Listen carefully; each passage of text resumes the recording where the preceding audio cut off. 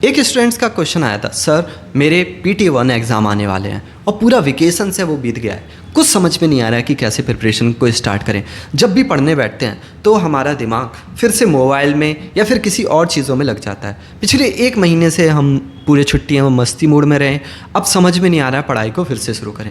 अगर आप भी इसी समस्या से जूझ रहे हैं तो आपके लिए ये वीडियो है। वीडियो को अंत तक देखिएगा, आपकी सारी चीज़ें क्लियर होंगी। सबसे पहले हम समझते हैं कि आपका पढ़ाई से डिस्ट्रैक्ट होने का रीज़न क्या है। रीज़न है कि आपने पिछले 1 महीने से पढ़ाई से दूर रहे हैं। अब ऐसा तो होगा नहीं कि आप कल से ही 7 से 8 घंटे पढ़ना शुरू कर दें। सबसे बड़ी गलती स्टूडेंट्स यही करते हैं कि कल से वो एक्सपेक्ट करते हैं कल से वो 8 घंटे पढ़ना शुरू कर देंगे या 4 घंटे पढ़ना शुरू कर देंगे। ऐसा पॉसिबल नहीं है, क्योंकि आपका एक हैबिट रहा है, पिछले 1 महीने से आपने पढ़ाई नहीं की है। इस वजह से आप जब भी पढ़ने बैठते हो तो आपको चीज़ें समझ में नहीं आती। यही समझ नहीं आता कि कहाँ से शुरू करना है। आपके दिमाग में वो चीज़ थॉट्स आते हैं, उससे बचने के लिए आप फ़ोन उठा लेते हो। जब जैसे ही गेम या फ़ोन में रील्स देखना शुरू करते हो तो आपका पूरा टाइम निकल जाता है। तो अब आपको करना क्या है? पहला, डोंट एक्सपेक्ट टू मच। बहुत ज़्यादा एक्सपेक्ट नहीं करना है। भाई कल तक आप नहीं पढ़ रहे थे, आज कैसे आप कल से 6 घंटे पढ़ना शुरू कर दोगे? क्या करना है? सिंपल सा टाइम टेबल बनाओ जिसमें आप 2 से 3 घंटे पढ़ने के लिए रखो। तो 2 से 3 घंटे में जब भी पढ़ने बैठो तो ऐसे टॉपिक से स्टार्ट करो जो आपको पढ़ने में मज़ा आता हो। अगले 7 दिन आप ऐसे टॉपिक्स उठाओ जो आपको पढ़ने में मज़ा आता है, जिसको आप आसानी से पढ़ सकते हो, और 2 से 3 घंटे पढ़ना है। हर दिन आपको अगले दिन 15 से 20 मिनट एक्स्ट्रा टाइम देना है, सो दैट आपकी ये हैबिट हो जाए। जब 1 वीक ऐसा हो जाए फिर अपने पूरे वीक को ऑब्जर्व करो कि मेरे इस वीक में कितने घंटे पढ़ाई किया और मेरा पूरा टाइम कहाँ निकलता है। जैसे फॉर एग्जांपल मैं अपना बता दूं, मेरा दिन का सबसे ज़्यादा मेजॉरिटी पोर्शन है वो पढ़ाने में निकलता है। 6 से 7 घंटे पढ़ाने में निकलता है। तो मैं क्या करता हूँ, सबसे पहले जब भी कल टाइम टेबल बनाऊँगा तो मैं इस 6 से 7 घंटे को पहले फिक्स करता हूँ। दूसरा, मेरा सोने का टाइम फिक्स होना चाहिए और जागने का टाइम फिक्स होना चाहिए। अगर मैंने ये 2 चीज़ें फिक्स कर ली तो रेस्ट ऑफ द चीज़ें बहुत आसान हो जाती हैं। यही चीज़ आपको करना है। तो जब आपको पता चल गया कि 6 से 7 घंटे स्कूल में जाएंगे, उसके बाद आपके 1 से 2 घंटे खेलने में निकल गए।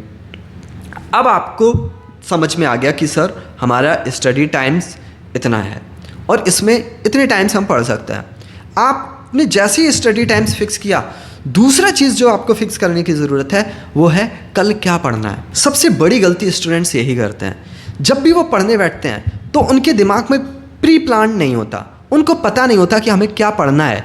तो जैसे ही आप पढ़ने बैठते हो तो आपने मैथ्स उठाया, उसके 2 क्वेश्चंस लगाए, तीसरा क्वेश्चंस नहीं आया, आपने मैथ्स उठा के बंद कर दिया। अब आप देख रहे हो सोशल स्टडी पढ़ लेते हैं थोड़ी देर। सोशल स्टडी पढ़ने का शुरू किया, फिर भी समझ में नहीं आया, अब सोच रहे हो 1 शॉर्ट वीडियो देख लेते हैं। आपने 1 शॉर्ट वीडियो लगा लिया। अब आपको लग रहा है 1 शॉर्ट वीडियो तो देख लिया, इसमें तो सारी चीज़ें मुझे समझ में ही आ रही हैं, इसका भी कोई यूज़ नहीं, आपने वो भी बंद कर दिया। आपने क्या किया, हाफ आवर में एक चीज़ से दूसरी चीज़, दूसरी चीज़ से तीसरी चीज़ शिफ्ट करते जा रहे हो और आप इसी तरीके से अपना टाइम बर्बाद करते जा रहे हो। अब ये क्यों हो रहा है? क्योंकि आपके दिमाग को क्लियर इंस्ट्रक्शन नहीं पता। इसके लिए क्या करना है, आपको जो भी पढ़ना है उसको 1 दिन पहले बेड पे जाने से पहले टॉपिक्स 2 या 3 टॉपिक्स लिख लो कि मुझे ये कल पढ़ना है। फॉर एग्जांपल मैंने लिखा मैथ्स का चैप्टर 2 का फर्स्ट एक्सरसाइज सॉल्व करना है, ये मेरा हो सकता है होमवर्क। दूसरा, मैं कह सकता हूँ साइंस में जो लाइट चैप्टर है इसके मुझे न्यूमेरिकल्स करने हैं। आप वो अपना इंस्ट्रक्शन दे सकते हो। जैसे ही आप अपने दिमाग को एक क्लियर इंस्ट्रक्शन दोगे तो जब कल पढ़ने बैठोगे तो सबसे पहले आपके दिमाग में क्लियरिटी होगी, मुझे कब पढ़ना है और कितना पढ़ना है।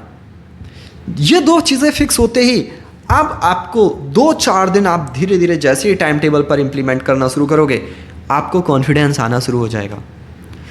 जैसे ही कॉन्फिडेंस बिल्ड होता है आपकी हैबिट भी बिल्ड होती रहेगी। जैसे ही आपका टाइम बर्बाद होगा, अब आपको रिग्रेट शुरू हो जाएगा कि मैं क्या कर रहा हूँ। तुरंत आप फ़ोन बंद करोगे, पढ़ाई शुरू कर दोगे। लेकिन अभी क्या हो रहा है, जैसे ही पढ़ने बैठ रहे हो आपको कुछ समझ में नहीं आ रहा है क्या शुरू करूँ। तो सबसे पहले बैठ करके कल क्या पढ़ना है वो आज टॉपिक लिखो। इवन मैं कहूँगा अभी क्या पढ़ना है, वीडियो ख़त्म करने के बाद आपको वीडियोस देखना है 1 शॉट, उससे शुरू कर सकते हो। आपका जो फेवरेट टॉपिक्स है उससे शुरू कर सकते हो। जब आपकी इसी तरीके से हैबिट बनना शुरू हो जाएगा और आप ऑब्जर्व करोगे कि 2 वीक के बाद आप पूरा कंसिस्टेंस और प्रॉपर पढ़ने में लग जाओगे। जैसे ही आपके 2 वीक ख़त्म होते हैं, अब आप अपना देख लो कि कौन सा सिलेबस आने वाला है, कौन कौन से टॉपिक्स कवर आने वाले हैं, हम इन टॉपिक्स को कैसे कवर कर सकते हैं। टॉपिक्स को कवर करने का सबसे अच्छा तरीका है, फॉर एग्जांपल मुझे साइंस की बात कर रहा हूँ मैं। साइंस को अगर आपको कंप्लीट करना है तो सबसे पहले आप क्या करेंगे, एक 1 शॉट वीडियो देखो जहाँ से आपके कंसेप्ट क्लियर हैं। अगर आप कोचिंग जाते हो जहाँ से अगर आपके कोचिंग से कंसेप्ट क्लियर हैं तो फिर 1 शॉट वीडियो को अवॉइड भी कर सकते हो। दूसरा, अब NCERT बुक्स उठाओ जहाँ से आपको एक्टिविटी पढ़ना है। एक्टिविटी मोस्ट इंपॉर्टेंट है। जैसे ही आपने एक्टिविटी कंप्लीट किया, अब आपको लगाना है previous year questions. Previous year questions कहाँ से लगाओगे, टॉपिक्स वाइज। जैसे मान लो आज मैंने मिरर पढ़ा, तो मिरर फॉर्मेशन के जो क्वेश्चंस हैं वो कैसे आते हैं वो लगाने हैं। और अगर आपको नहीं पता है तो मैंने वीडियोस बना रखे हैं जहां आप जा करके मिरर फॉर्मेशन का पूरा वीडियो देख सकते हो। इसी तरीके से मैंने पूरा सीरीज शुरू किया है, हर एक topics wise previous year questions लगा रहा हूँ। हर एक टॉपिक्स पर एटलीस्ट 10 क्वेश्चंस तो हम लगा ही रहे हैं, तो उसे फॉलो कर सकते हो। उसके बाद अब आप एक्टिव रिकॉल मेथड से अपना रिवीजन करो जो भी पढ़ा है। जैसे मान लो जब हम प्रीवियस ईयर क्वेश्चंस लगा रहे थे तो हो सकता है 10 में से आपके 6 या 5 या 3, 7 जितने भी क्वेश्चन सही हैं वो तो ठीक है, लेकिन जो गलत हैं उनको दोबारा से फिर से देखना है आफ्टर 7 डेज़। अब उसके लिए आप PDF डाउनलोड कर सकते हो टेलीग्राम से, उसे रिवाइज कर लोगे तो कम टाइम लगेगा। अगर आपको PDF से समझ में नहीं आ रहा तो फिर से वीडियोज़ पे आओ, उसे देख लो। लेकिन मैं सजेस्ट करूँगा बार बार वीडियो देखने से आपके लिए इतना हेल्पफुल नहीं होगा जितना कि PDF को डाउनलोड करने से होगा। मैं तो कह दूँ कि बहुत अच्छा है, वीडियोज़ देखो, मेरे लिए फ़ायदेमंद है, लेकिन मैं अपने फ़ायदे के लिए आपका नुकसान नहीं कराऊंगा। इस तरीके से अगर आप फॉलो करोगे तो आप देखोगे आने वाले 20 to 25 डेज़ में आपकी प्रिपरेशन बहुत अच्छी हो जाएगी। तो डरने की ज़रूरत नहीं है, इम्प्लीमेंट करो। एक वीडियो देख करके दूसरे वीडियो देखोगे कुछ नहीं होगा। कैसे चीज़ें चेंज होंगी जब आप उसे इम्प्लीमेंट करोगे। समझ में आ रहा है? आई होप आपको समझ में आ रहा होगा, आपके लिए ये वीडियो हेल्पफुल रहा होगा।